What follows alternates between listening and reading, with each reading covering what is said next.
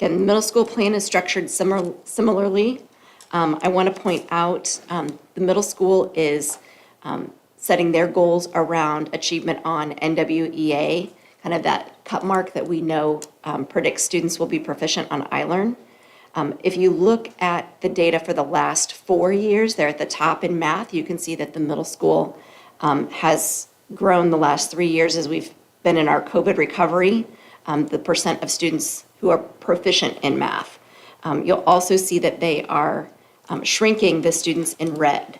So our lowest students are moving forward and we're having more students reach proficiency. So we're very excited about the trajectory of math at the middle school.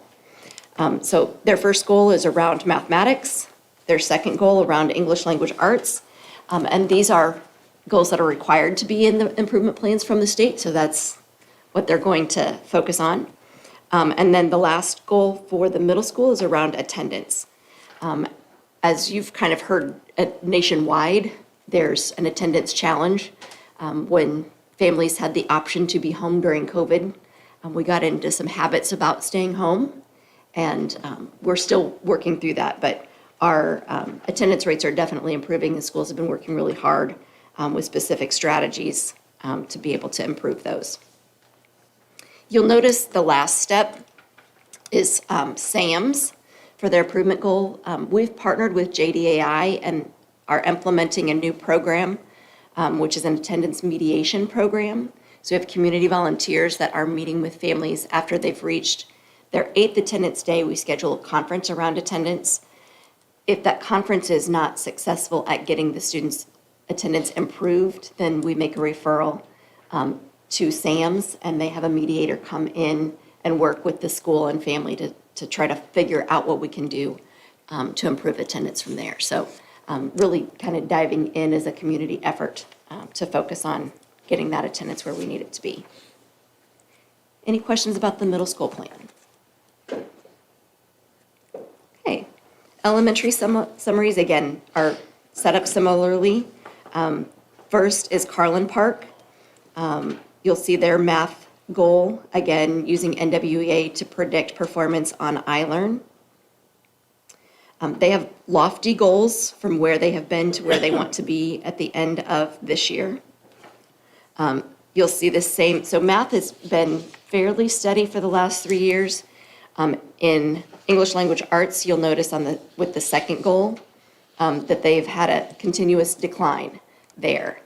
So their professional learning community process has really been focused around their reading instruction and improving that. They also have a goal around writing. If you look at goal 3 on the backside, you'll see in 3rd grade, 4th grade, 5th grade, the percent of students who met a proficient score on writing on iLearn. And you'll see in 3rd grade, there's no green. So they're really focusing on the district professional development days on implementing the writing revolution school-wide to really focus on improving writing there. And then you can also see their attendance goal. Any questions about Carlin Park's plan? Okay. Next is Henry Park's plan. Again, structured very similarly because the state has requirements about what you must have goals around. So you can see the 3-year goals there and their current data for math. English language arts, you can see they were making progress and then dipped. When we drill into that dip, our 3rd grade pass rate last year in all of the buildings was significantly lower than had been previously. And you think about the students who were in 3rd grade last year, that's the group of students that were learning to read when school closed. And then they were in 1st grade when we were doing quarantines all the time and teachers were out and students were out. So our 3rd grade teachers have learned a tremendous amount about teaching reading, the things that kindergarten and 1st grade children normally learn. Our 3rd grade teachers are still working with students on because there are just lots of gaps. Without being able to read proficiently, you can't pass a reading test. Lots of work happening around there. Next is their writing goal. So you can see the 3 years of writing, and you can see where their writing performance was on iLearn. Again, district-wide, they're working on the Writing Revolution this year. And then the last goal is their attendance goal.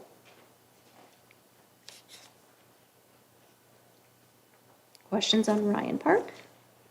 I'm sorry, on Henry Park? So, goal 3, at 25, year 2 is 30, but then year 3 back. Year 3, that's it. It's actually a typo, it should say 35. Yep. And I corrected it on mine, but yeah. I'll update that page for the packet or the electronic version. Thank you for catching that. Anything else on Henry Park?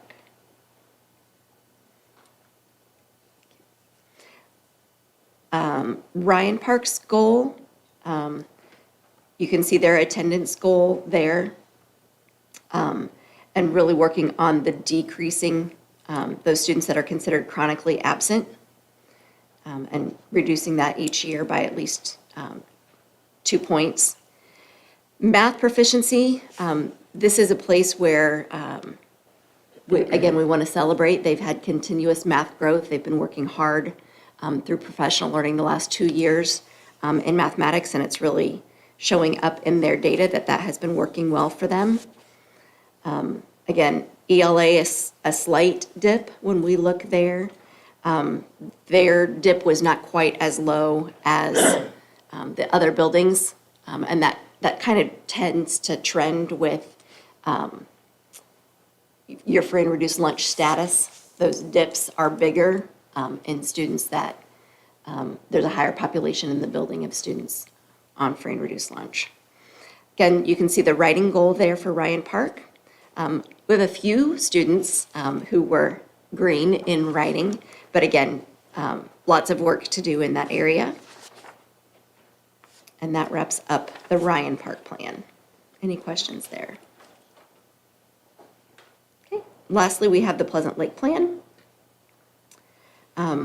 You can see in this building their data kind of broken down also by subgroup. They've also had a really nice increase year by year in their math data. You can see their math goal is to continue increasing by 2 points each year. If you look at English Language Arts on the next page, again, you see that small dip last year. Again, when we drill into that, that's third grade. The other grade levels actually had phenomenal performance in fourth and fifth grade last year. And then when we look at their writing, you'll also see kind of by grade level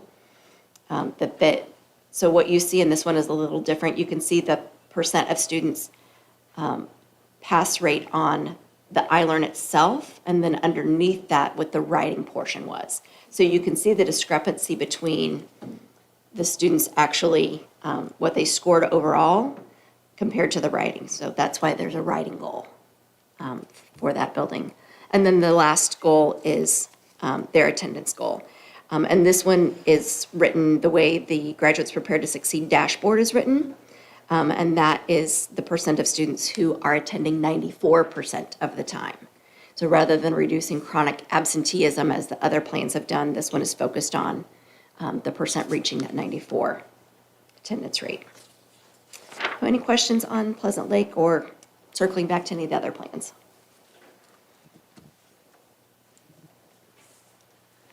Thank you.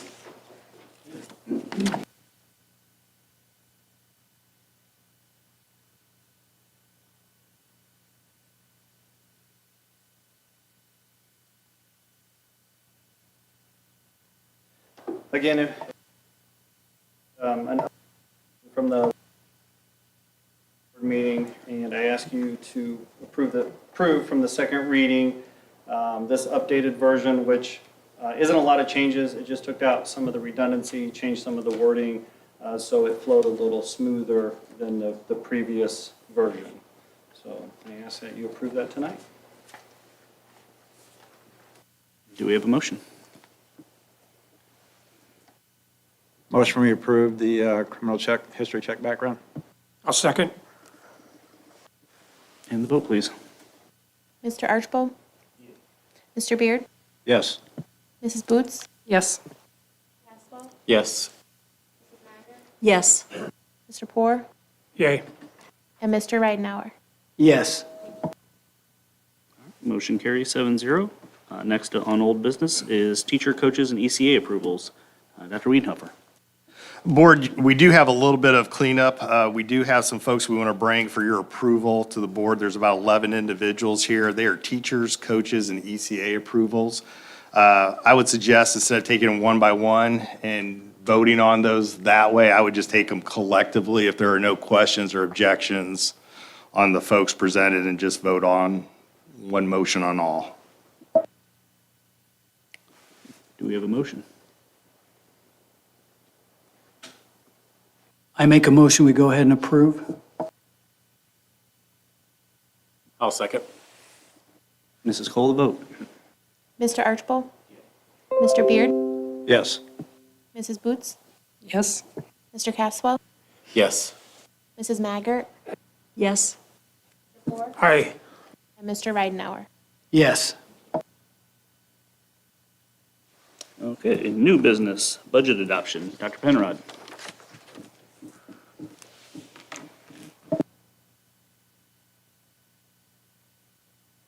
Board packet, you've got what's called Form 4, or a resolution/ordinance for what ends up being the 2024 budget. And so we would ask that you approve that. There are 6 resolutions here tonight related to budget adoption. 3 of them are state mandated, the other 3 are for us to carry out our year end and throughout the year really for 2024. The first one there, that item A, again, Form 4, 2024 budget adoption. That'll show the rainy day fund budget at $1,800,000, the debt service fund budget at $5,325,883, education fund at $19,448,854, and the operations fund at $9,006,397. So total there, or $97. Total there, $35,581,134. The levies then associated with that, the debt service levy advertised at $5,459,491, and the operations levy advertised at $6,378,813 for a total of $11,838,304. And then the rate associated with that, the debt rate at 0.3642, and the operations rate at 0.4255 for a total of 0.7897. So a couple highlights there. That's a little lower than what we advertised last year. It was a little bit easier to dial in the operations since we got rid of our pension debt, no longer need to neutralize. And, but regardless of what we advertise, we've said to the board that anything we're doing is tax neutral, and so we expect that tax rate to come back down to where it currently is at approximately 56 cents. So that'll happen during what's called the 1782 period. The state takes our budget. Once we finish this, I'll upload it to Gateway, and then the state will take our budget, do what they need to do with it, and then send us a 1782 notice. We have 10 days to respond to that, and once we do, and once we finalize that, that sets the budget for 2024. A lot of times that doesn't happen until like mid to end November, even sometimes early December. So it could be a while before we're completely done, but this is our last step until the state does their part. Any questions on Form 4 there? Do we have a motion? Move that we adopt the 2024 budget adoption. I second. And the vote, please. Mr. Archibald? Mr. Beard? Yes. Mrs. Boots? Yes. Mr. Caswell? Yes. Mrs. Maggart? Yes. Mr. Poor? Aye. And Mr. Ridenhour? Yes.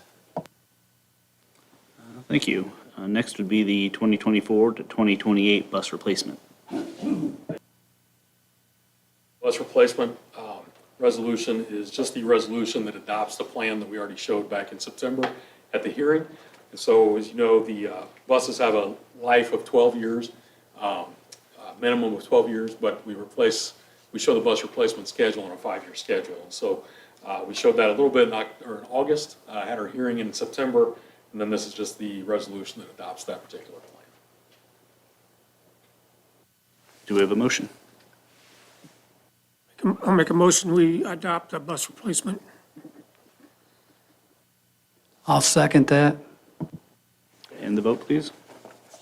Mr. Archibald? Mr. Beard? Yes. Mrs. Boots? Yes. Mr. Caswell? Yes. Mrs. Maggart? Yes. Aye. And Mr. Ridenhour? Yes. Carries 7-0. Next, the 24 to 26 capital project resolution. This is similar to the bus replacement. We showed the capital projects plan a little bit in August and then had a hearing on it in September. Got more detail there. And so this is the resolution that adopts that official plan. This is another state-required resolution, and it's a 3-year plan this time instead of a 5-year plan. Again, buses are 5 and capital projects are 3 years. A motion for the capital projects resolution. Make a motion, we approve the capital project fund plan. I'll second that. And the vote, please. Mr. Archibald? Yes. Mr. Beard? Yes. Mrs. Boots? Yes. Yes. Mrs. Maggart? Yes. Aye. And Mr. Ridenhour? Yes. Thank you. Carries 7-0. Appropriation reduction. The appropriation reduction resolution is what allows the administration to modify or lower appropriations and/or cash balance during the 1782 period. So, like I said, we advertised our rate high, and in order to bring that back down, we'll need to lower either the 2023 appropriations, meaning what's left in 2023, 2024 appropriations, so what we're saying we're going to spend in 2024, and/or the operating balance. And so generally, you wouldn't lower the operating balance in the operations fund, but you might lower it in the debt service fund because at some point, you know, when we collect tax money, at some point, we don't want to collect too much tax money. And so there's a way to spend that down in the debt service fund. We don't, you know, we're not a bank. We don't want to overtax our constituents. And so we may spend that down a little bit to keep our levy where we need to keep it. So this particular resolution allows us to modify those three variables during that 1782 period. Any motion for the appropriation reduction? I move to approve the resolution for reduction appropriation.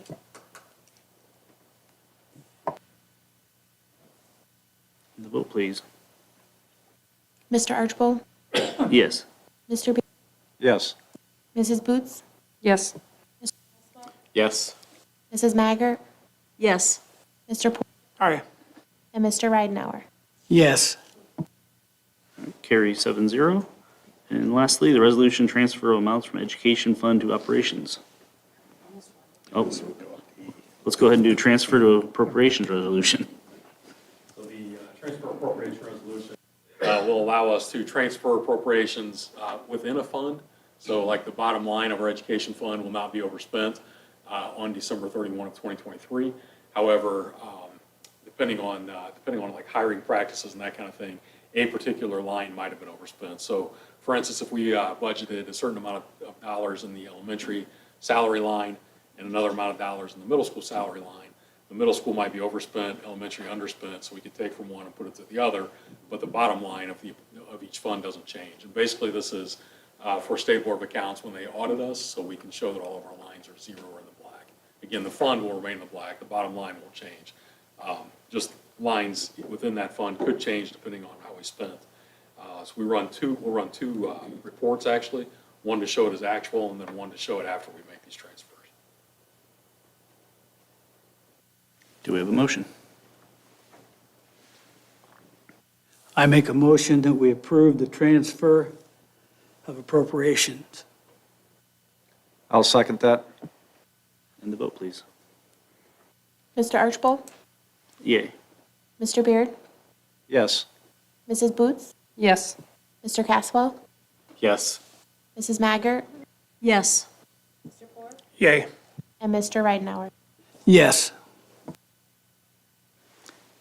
Resolution transfers amounts in education, from education fund to the operations fund.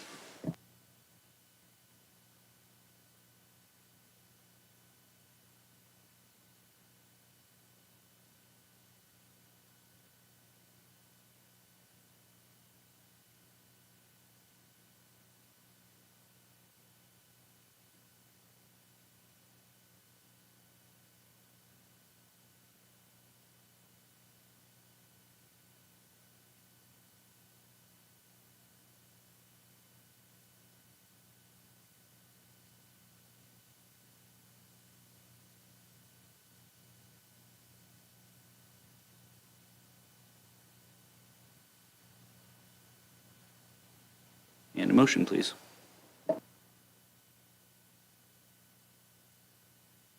I move that we approve the resolution transfer amounts from education funds to operation funds.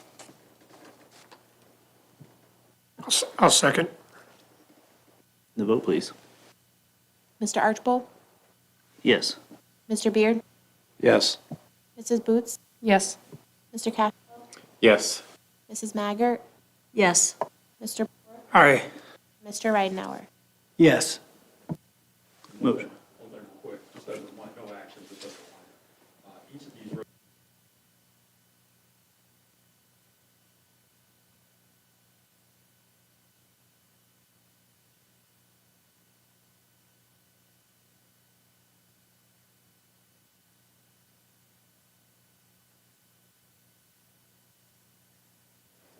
All right, thank you. At this time, we'll suspend the regular board meeting and open up the 1028 bond hearing. Dr. Penrod.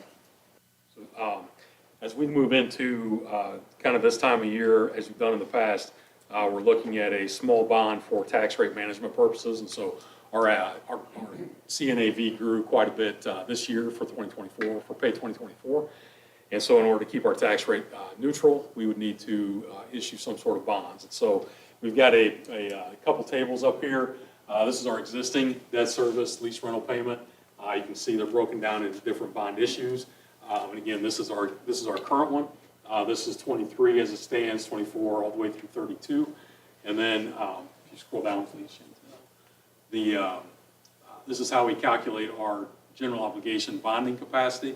So we've got a certified AV at 1.7 billion, 2% of that, and then divide that by 3. So our current GO limit is 11,758,000. We have 8.9 million outstanding. So if you subtract the limit minus the outstanding, you get 2.853. And so we'll ask you to approve, or first I guess we'll ask for comment, public comment on the hearing. But then in a minute, we'll ask you to approve a resolution for a bond up to 2.85 million. Estimated proceeds available at $105,000 less than that at $2,695,000 with a payback of 8 years and 1 month.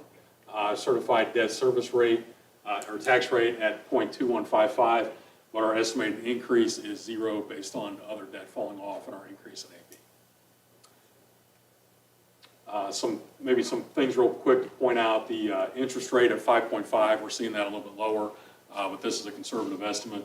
And then this is what this would look like, assuming this would all pass, this is what this would look like. So all this gray is our current existing debt. So before we saw it in color, this time it's all lumped together as one in gray. The blue is the new, or the proposed new financing. And so we've got payments coming up. Remember, that's how I said we sometimes spend cash balance so we don't collect too much in taxes. But our rate, you can see, is good until 2031. And then I talked to Baker Tilly today, and we just kind of talked about keeping that rate level. If our AV would grow again in 2025, this would drop without some sort of backfill of bond issue to backfill that. And so we're pretty comfortable with that. Again, very conservative estimates as far as interest rates. And this one is what's considered short-term borrowing at 8 years and 1 month.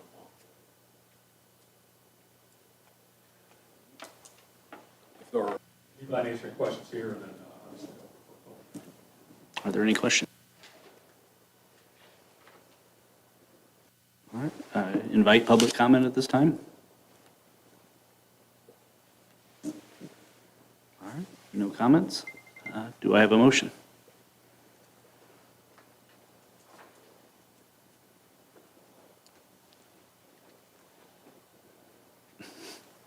I move to approve the bond issues. I'll second that. And the vote, please. Mr. Archibald? Yes. Mr. Beard? Yes. Mrs. Boots? Yes. Mr. Caswell? Yes. Mrs. Maggart? Yes. Aye. And Mr. Ridenhour? Yes. Do I have a motion to close the 1028 bond hearing? Make a motion to close. I'll second. And the vote, please. Mr. Archibald? Yes. Mr. Beard? Yes. Mrs. Boots? Yes. Mr. Caswell? Yes. Mrs. Maggart? Yes. Mr. Poor? Aye. And Mr. Ridenhour? Yes. Motion carries 7-0. We will now reopen the regular board meeting.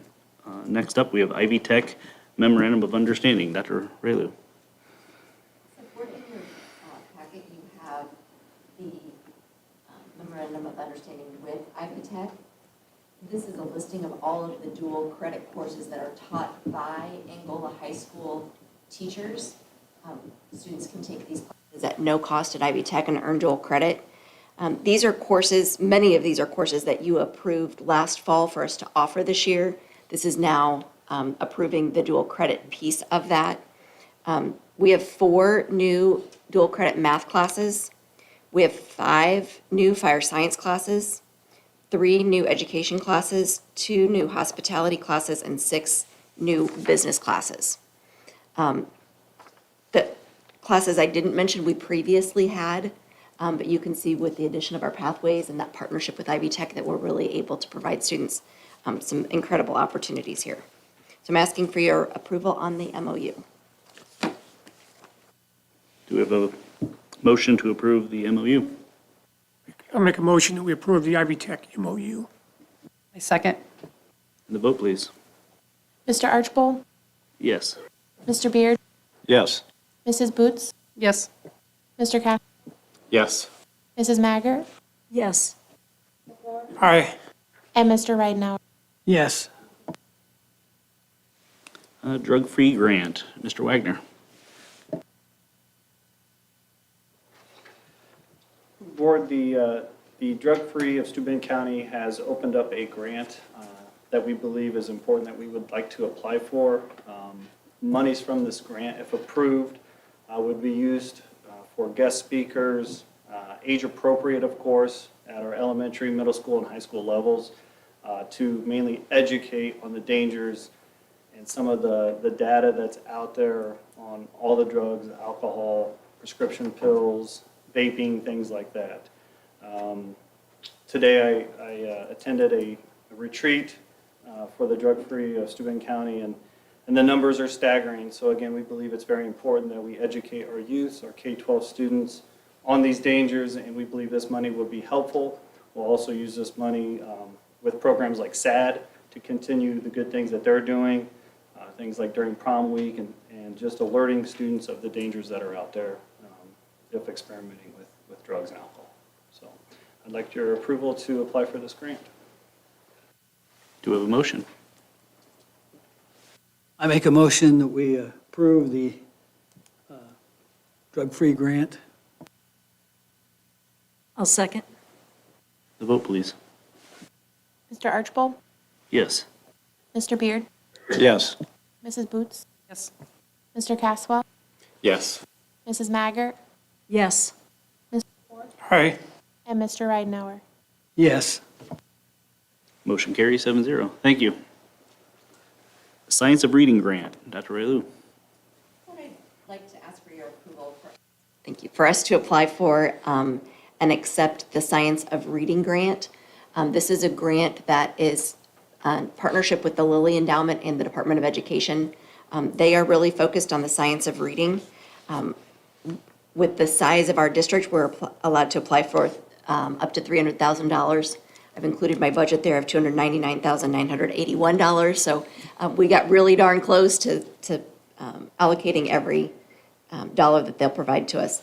This will give our teachers some additional resources that they need as they've been implementing all of their learning from the letters training we've done the last 2 years on the science of reading, and also some additional training for some of our instructional interventionists and teacher leaders just go deeper in supporting other staff members in their implementation, as well as some leadership training.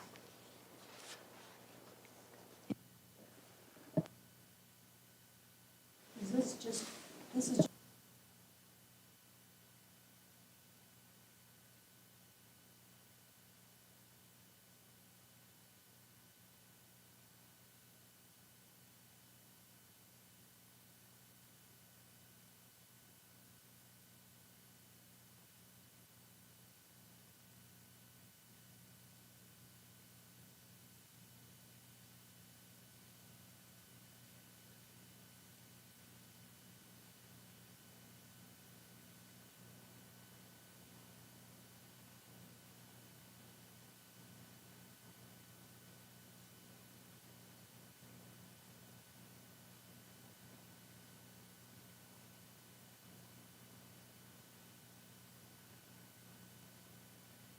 Do we have a motion? Motion. Go ahead. I make a motion that we approve the Science of Reading grant. And the, Mr. Archibald? yes. Mr. Beard? Yes. Mrs. Boots? Yes. Mr. Caswell? Yes. Mrs. Maggart? Yes. Mr. Porter? Aye. And Mr. Ridenhour? Yes. Thank you. Motion carries 7-0. Acceptance of funds, Dr. Wiedenhofer. Board, in your packet, you do have two requests for the acceptance of funds. The first one comes from our Pleasant Lake Lions Club. This would be a $1,000 donation that will go to Pleasant Lake for the addition of a laminating machine. So we are excited and thrilled for that donation. And then also, if you remember, we do have high schoolers that are going to Souter Village. There is a cost to that. They were able to fundraise that, and the American Legion Post 31 kind of came through for us and will be kind of footing the bill for that. So we are very appreciate both of those organizations donating to our kids and to our schools. So we're asking for approval to accept those donations. Do we have a motion to accept the funds? I make a motion that we accept the funds. I'll second. And the vote, please. Mr. Archibald? Yes. Mr. Beard? Yes. Mrs. Boots? Mr. Caswell? Yes. Mrs. Maggart? Yes. Aye. And Mr. Ridenhour? Yes. Future meetings. All meetings will be conducted here at 6:30 PM in the McCutcheon Administration Center boardroom unless otherwise noted. November 21st, a regular meeting. December 12th is also a regular meeting, and then January 9th, regular and reorganizational meeting. Superintendent's report. Board, just lots of great information to give to you. It's kind of an exciting part of the year. We're wrapping up with a lot of our fall activities and sports and things. There are lots of exciting things that are happening that I just want to bring your attention to. Congratulations to the girls volleyball team. They are rolling right now. So we're going to take our 32-1 Hornets and we're going to Norwell this weekend to take on Belmont. So we are excited about that. They tip off at 10 o'clock. On Friday, we have our home football game. We're hosting DeKalb for that. So we're excited to get a sectional draw. So we're at home for that. Also, our cross-country kids, I can't say enough. Those poor kids ran in the rain and cold weather last weekend and brought home a trophy. So we are super excited about that group of individuals who are out there and doing it. And they were rain-soaked and still showed up to the volleyball game and cheered our girls on. So we're very excited about it. We also want to congratulate the band. They are also on the road. They'll be going to Decatur Central, and we're hoping that that's going to be another state run. So we have lots of exciting things happening. And just to remind the board, starting tomorrow does start our fall break for the school. So a lot of our teachers are out for a much needed break and the kids to kind of unwind and some of those things. So it doesn't stop our athletics on what we have kind of going on. Lastly, I'd like to kind of throw a huge shout out to the Angola Teachers Association. We pretty much have summed up and shored up our new master contract and our negotiations with them.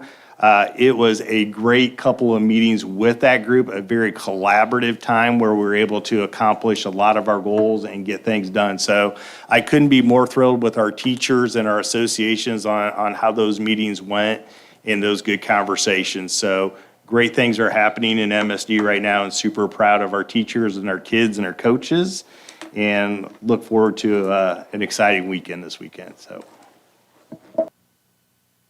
Thank you. Any board member comments?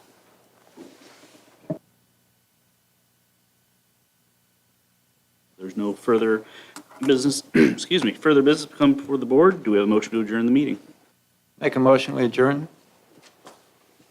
I'll second. And the vote, please. Mr. Archibald? Mr. Beard? Yes. Mrs. Boots? Yes. Mr. Castle? Yes. Mrs. Maggart? Yes. Mr. Poor? Aye. Mr. Ridenhour? Yes. Meeting adjourned.